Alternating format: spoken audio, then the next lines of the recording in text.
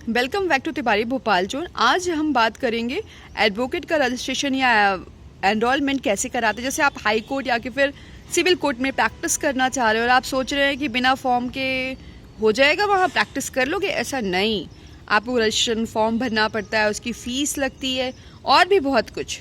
आज हमारे साथ है एक्सपर्ट, आज हम उनसे बात करेंगे क्योंकि उन्होंने प्रैक्टिकली ये सब कुछ किया हुआ है, इवन वो प्रैक्टिस भी कर रहे हैं। तो कहीं ना कहीं आपको एक ब्रॉड नॉलेज मिलेगा ही मिलेगा।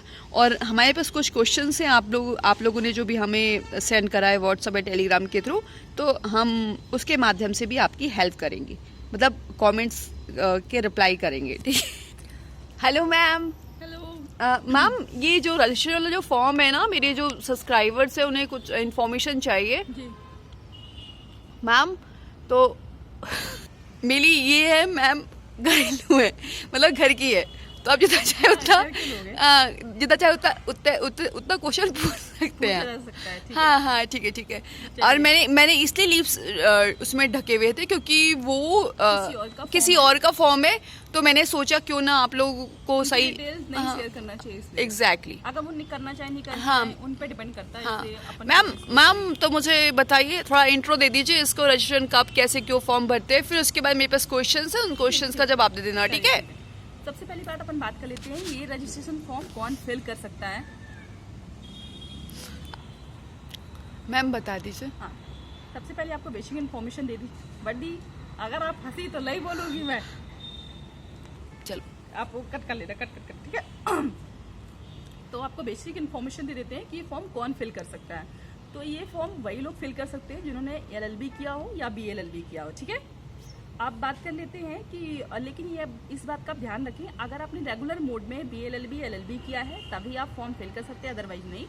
और जिन लोग के मन में ये डाउट होता है कि जैसे हमने LLB कंप्लीट कर ली, सीधे जाके हम प्रैक्टिस करने ही नहीं, आप एज एन एडवोकेट तभी प्रैक्टिस कर सकते हो जब आपका इनरोलमेंट होना चाहिए आपकी स्टेट बार में।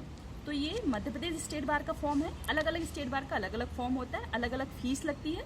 पर्टिकुलर इस फॉर्म की फीस होती है आपको 1500 पे करना पड़ता है, जो कि 2 ईयर तक वैलिड होता है। 2 ईयर की वैलिडिटी अपन देखते हैं जिस डेट पे आप फॉर्म खरीदते हो। ठीक है ना।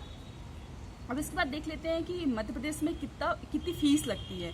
तो रफली फीस मैं आपको बता देती हूँ। रफली फीस आपको 20,000 के आसपास लगेगा। लेकिन अगर इसमें एक परिवार कल्याण का एक अलग होता है, उसमें अगर 2100 और इंक्लूड करेंगे तो आपको 2500 के आसपास पूरा ये फॉर्म पड़ता है। मतलब रजिस्ट्रेशन की पूरी जो प्रोसेस होती है उसमें आपको 2500 के आसपास 25,000 के आसपास लग जाते हैं। ठीक है। इसके बाद एक और रजिस्ट्रेशन आपको कराना पड़ता है जिस बार में आप प्रैक्टिस करना चाहते हैं। जैसे मान लीजिए आप सीहोर में प्रैक्टिस करना चाहते हैं तो वहाँ के बाद में आपको रजिस्ट्रेशन कराना पड़ेगा। हर बार की अलग अलग फीस होती है। जैसे भोपाल बार की फीस 10,000 रुपीज़ है, सागर बार की 5,000 रुपीज़ है। अलग अलग बार की अलग अलग फीस देनी पड़ती है। ठीक है। और कुछ पूछना है मैडम आपको? Yes ma'am. हाँ, कुछ ma'am, thank you so much. बहुत सारी इन्फॉर्मेशन हमें मिल गई और हमारे पास कुछ और भी क्वेश्चंस हैं। हाँ, उन क्वेश्चंस को क्लियर करेंगे आप। जी बिल्कुल। तो बहुत बड़ा आभार रहेगा। मैम, ये जो फॉर्म है ये हमें कहाँ से मिलेगा? ये आपको आपके स्टेट बार काउंसिल का जो ऑफिस होता है वहाँ से मिलता है। भोपाल में स्टेट बार काउंसिल का ऑफिस जो है, मध्य प्रदेश में स्टेट बार काउंसिल का ऑफिस जो है वो जबलपुर में है। वहाँ से आपको ये फॉर्म मिलेगा। आपके डिवीजन कोर्ट से भी आपको ये फॉर्म मिल सकता है। मैम, ये सिविल कोर्ट भोपाल से नहीं मिलेगा क्या? मिल सकता है, बट आपको थोड़ा कॉस्टली लगेगा। मतलब ये आपको 1700 में यहाँ पे मिलेगा। अच्छा, मतलब 1700 रुपये में। सॉरी। ठीक है मैम, इस वाले फॉर्म की फीस कितनी है? पर्टिकुलर फॉर्म की बात हाँ, फॉर्म 1500। मतलब फॉर्म का चार्ज 1500। जी मैम, तो इसको फॉर्म भरने के बाद फिर कहाँ सबमिट करना है? ये आपको आपकी स्टेट बार काउंसिल में सबमिट होगा। तो मैम, मतलब आपको जबलपुर में सबमिट करना पड़ेगा। अच्छा, तो हम स्पीड पोस्ट के थ्रू करेंगे या कि फिर जा करके करेंगे? दो प्रोसेस हैं। आप हैंड टू हैंड दे सकते हैं जबलपुर में जा करके, लेकिन अगर आप जबलपुर में जाके सबमिट करते हैं तो आपको आपको कैश डिपॉजिट करना पड़ेगा। मतलब वहाँ पे जो बैंक है वहाँ पे चालान के थ्रू डिपॉजिट करना पड़ता है। वहाँ DD के थ्रू सबमिट नहीं होता है। अच्छा। लेकिन अगर आप पोस्ट कर रहे हैं तो ओनली DD के थ्रू ही सबमिट हो सकता है। Okay ma'am. मान लीजिए जैसे हमने यहाँ से स्पीड पोस्ट करके भेज दिया और बाय ड्राफ्ट बनवाना पड़ेगा, DD बनवानी पड़ेगी। हाँ ना, तो हमें आप क्या कहेंगी कौन सा वे सूटेबल है, कौन सा वे, मतलब किस वे में हमें स्पीड पोस्ट करना चाहिए कि हमें जबलपुर ही जा करके सबमिट करना चाहिए? देखिए, अगर जबलपुर आपके घर से पास है, हाँ। आप रह रहे हैं, हाँ। तो डेफिनेटली आप जबलपुर चले जाइए। हाँ। लेकिन अगर आप दूर रह रहे हैं, क्योंकि अप्रॉक्स उतना ही कॉस्ट पर डीडी में अप्रॉक्स ऐसे मान लीजिए 13,200 का जो डीडी बनती है, उसमें 75 के आसपास आपको डीडी चार्ज देना पड़ता है। तो आप डीडी के जो चार्ज पे करते हैं और जो आने जाने का कॉस्ट है वो अप्रॉक्स सेम होता है। तो जो आपके लिए कन्वीनियंट हो वो चूज़ कर सकते हैं। तो मैम मान लीजिए हमें कुछ फॉर्म में कुछ चीज़ें नहीं समझ में आ रही, तो फिर उसका क्या? आप उसके लिए नॉर्मली आप पहले अच्छे से फॉर्म को पढ़ लें। आपको सारी इन्फॉर्मेशन यहाँ पे एकदम क्लियर लिखी हुई, लेकिन फिर भी आपको प्रॉब्लम हो रही है तो जिस कोर्ट में आप प्रैक्टिस करना चाहते हैं वहाँ आप चले जाइए। वहाँ पे जहाँ से ये फॉर्म मिलता है वहाँ से आप कोई भी इन्फॉर्मेशन ले लीजिए। एक्चुअली एक तरह का पैनल बनाया जाता है, ये कह लीजिए एडवोकेट का एक ग्रुप बनाया जाता है जो न्यू कमर्स एडवोकेट होते हैं उनकी हेल्प के लिए होते हैं। तो आपकी पूरी हेल्प कर देते हैं, सबको आपको डिटेल में समझा देते हैं कि आपको अच्छा कहाँ मैम। किस पॉइंट पे क्या फिल करना है, मतलब आपको जो चीज़ नहीं समझ में आ रही है। मैम इसका जैसे मान लीजिए हमने बाई पोस्ट करा, ठीक है, और ड्राफ्ट में वो करा, पैसे पेमेंट करे, तो किस नाम से ड्राफ्ट बनेगा? सब इसमें डिटेल यहाँ दिया mention- होगा? सारी चीजें मेंशन है। अच्छा अच्छा। जैसे इसमें आपको 4 डीडी बनवानी पड़ती हैं। हाँ। तो उन डीडी में लिखा हुआ है, मतलब वहाँ पे मेंशन है कि ये इतने अमाउंट की डीडी है, इस पे आपको किस नेम से बनवाना है। सेकंड डीडी है, उस पे किस नेम से बनवाना है, ऐसा लिखा मेंशन है। मैम मान लीजिए फाइनली ये हमारा पहुंच गया स्पीड पोस्ट के हाँ। थ्रू, तो हमें कैसे कंफर्मेशन मिलेगा कि हाँ मतलब उन्हें मिल गया है? आप ये देखिए, नॉर्मली क्या है, ये पूरी प्रोसेस हो जाने के बाद हाँ। आपको एक प्रोविजनल सर्टिफिकेट मिलता है। अच्छा। ये क्या होता है, आपने रजिस्ट्रेशन कराया तो उसको 2 ईयर तक के लिए वैलिड होता है। 2 ईयर के बाद आप प्रैक्टिस नहीं कर सकते। इस 2 ईयर के बीच में आपको AIB का एग्जाम क्वालिफाई करना पड़ता है, मैम तभी एक आप लाइफ टाइम तक प्रैक्टिस कर सकते हो, अदरवाइज नहीं।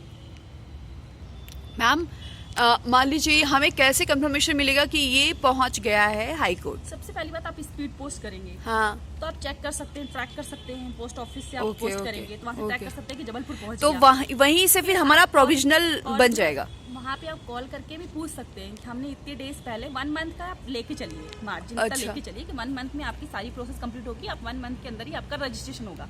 कभी कभी 15 days 20 days, maximum 1 month.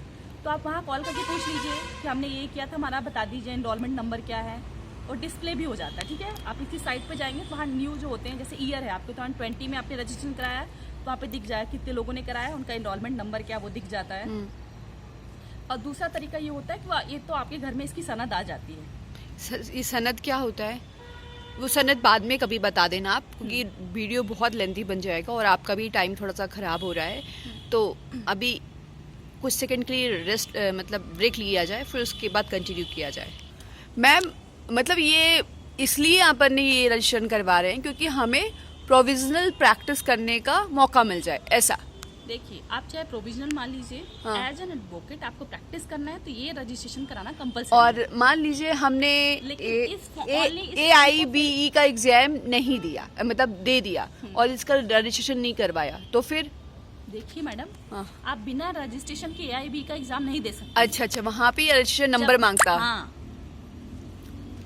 Ma'am क्या रजिस्ट्रेशन जैसे आफ्टर हमारा BLLB किया, LLB कर लिया, रिजल्ट नहीं आया, अवेटेड है, तो क्या हम भर सकते हैं? नहीं, बिल्कुल नहीं। हाँ, मतलब उसमें परसेंटेज हाँ, आपके सारे सेम की मार्कशीट आपको अटैच करनी पड़ती है, आपको रेगुलर सर्टिफिकेट अटैच करना पड़ता है। क्या? एक्चुअली इस फॉर्म में एकदम लास्ट में आपकी चेक लिस्ट दी हुई है कि आपको क्या क्या डॉक्यूमेंट्स अटैच करने हैं। ओके। अगर ये सारे डॉक्यूमेंट्स आपके पास हैं तभी आप ये फॉर्म भरें, अगर नहीं है तो आप इन्हें बनवा लें देन फॉर्म भरें। Okay ma'am.